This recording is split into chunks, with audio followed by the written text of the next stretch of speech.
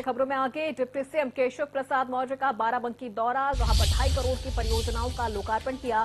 स्वयं सहायता समूह की महिलाओं को उन्होंने चेक सौंपा है। लगभग 15 करोड़ 85 लाख का चेक सौंपा है और जन कल्याणकारी योजनाओं का निरीक्षण भी किया है। 2.5 करोड़ की परियोजनाओं का लोकार्पण किया और बड़ी जानकारी आप तक पहुंचा रहे हैं डिप्टी सीएम केशव प्रसाद मौर्य का बाराबंकी दौरा। और इस दौरे के दौरान उन्होंने 2.5 करोड़ की परियोजनाओं का लोकार्पण किया। थोड़ा इधर पड़े कि नहीं, खेती में कुछ नुकसान हुआ है कि नहीं हुआ, जरा हाथ उठा बताओ, हुआ है कि नहीं हुआ? हुआ। सर्वे का काम हो गया कि नहीं हो गया? अभी नहीं हुआ।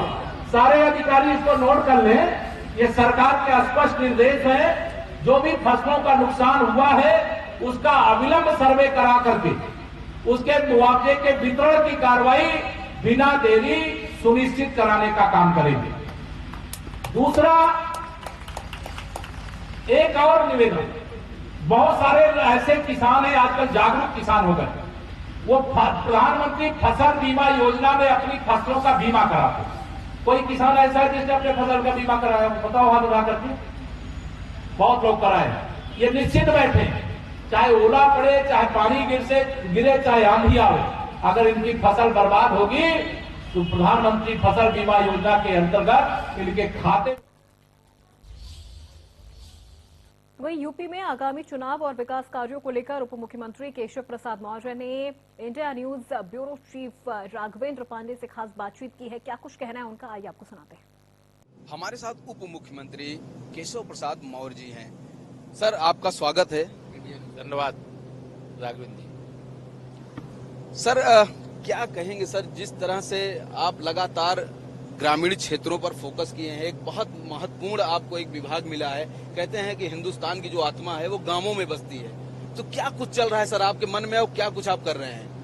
लेकिन निश्चित तौर से जो आप शब्द प्रयोग कर रहे हैं, गांव के बिना शहर अधूरा है, गांव और शहर के बिना प्रदेश और देश अधूरा है। हमारे प्रदेश की सर्वाधिक जो आबादी है वो गांव में बसती है। जब तक गांव का कायाकल्प नहीं होगा, गांव का विकास नहीं होगा, गांव में रोजगार के अवसर नहीं सृजित किए जाएंगे, गांव में महिलाओं का सशक्तिकरण नहीं किया जाएगा, तब तक गांवों से शहरों की ओर पलायन नहीं रुकेगा। हमारी सरकार ने, हमारे विभाग ने प्रयास किया है कि गांव की समस्या का गांव में समाधान, और सरकार गांव के अंदर जनता के बीच में जाकर के उनकी जो समस्याएं उनको सुनना, उनका समाधान करना, उनको रोजगार के नए नए अवसर उपलब्ध कराने का काम करना, ये हमारा बहुत महत्वपूर्ण और प्राथमिक प्रयास है। इस समय हमने विभाग के माध्यम से जो NRLM है, जिसके माध्यम से हम समूहों का गठन करते हैं, समूह की एक बड़ी ताकत, प्रदेश में 1 करोड़ से अधिक की संख्या में हमारी माताएं, बहनें, बेटियां यह समूह से जुड़ी हुई हैं और वह लगातार कुछ न कुछ उद्यम करती हैं। उसके लिए सरकार बहुत कम इंटरेस्ट पर उन समूह को पैसा देती है, फिर कोई न कोई चीज का वह उत्पादन करती है, मार्केट में बेचना अथवा सरकार के माध्यम से उनको मार्केट उपलब्ध कराना और उनकी आमदनी बढ़ाना। जैसे हमारे पास डबल इंजन सरकार है, देश की सरकार भी हमारी है, प्रदेश की भी सरकार हमारी है। गांव के परिवेश में पहले ये रहता था कि जो घर का पुरुष है वो कमाए और बाकी सारे लोग खाएं, लेकिन माननीय प्रधानमंत्री श्री नरेंद्र मोदी जी की प्रेरणा से, उनके मार्गदर्शन में इस समय जो महिलाओं के सशक्तिकरण पर फोकस किया गया कि पुरुष भी कमाए और महिलाएं भी कमाएं और परिवार को आगे बढ़ाएं। परिवार आगे बढ़ेगा तो गांव आगे बढ़ेगा, गांव आगे बढ़ेगा तो फिर वैसे ही क्रम आ जाता है, ब्लॉक आगे बढ़ेगा, जिला आगे बढ़ेगा, प्रदेश आगे बढ़ेगा तो देश आगे बढ़ेगा। तो इस दिशा में हमारी सरकार ने बहुत शानदार प्रयास किया है और बहुत शानदार ढंग से हम लोग ग्राम विकास विभाग के माध्यम से काम कर रहे हैं और कई ऐसी चीजें कर रहे हैं जिसके बारे में शायद कोई पहले सोचता नहीं था, लेकिन आजादी के अमृत महोत्सव वर्ष पर हमारे प्रधानमंत्री माननीय नरेंद्र मोदी जी ने यह सोचा कि अमृत महोत्सव वर्ष में क्या किया जाए, तो उन्होंने हर लोकसभा क्षेत्र में 1975 एक बहुत ही दिव्य भव्य अमृत सरोवर बनाने का आह्वान किया और मुझे ये बताते हुए खुशी हो रही है कि उनकी ये प्रेरणा हमारे इतनी काम आई है कि अमृत सरोवर निर्माण के मामले में हम देश में पहले नंबर पर हैं। और अमृत सरोवर का मतलब केवल वहां सरोवर को व्यवस्थित बना करके और केवल पानी नहीं भर दिया गया है या वर्षा का पानी ही नहीं आ रहा है, वहां मॉर्निंग वॉक के लिए जो अमृत सरोवर है उसके चारों ओर बहुत अच्छा मार्ग बनाया जाता है। कोई अगर ओपन जिम में आकर के कोई खेलना चाहता है, कूदना चाहता है, कुछ अपनी बॉडी को, शरीर को स्वस्थ रखने के लिए कुछ अलग अलग प्रकार के व्यायाम करना चाहता है, तो यह फैसिलिटी भी हम लोगों ने वहां पर दी है। और बहुत सारे तालाब तो बहुत बड़े बड़े निकले हैं, लोगों ने अवैध कब्जे कर रखे थे, वो खाली कराया गया, बड़े हिस्से में वृक्षारोपण भी कराने का काम किया गया।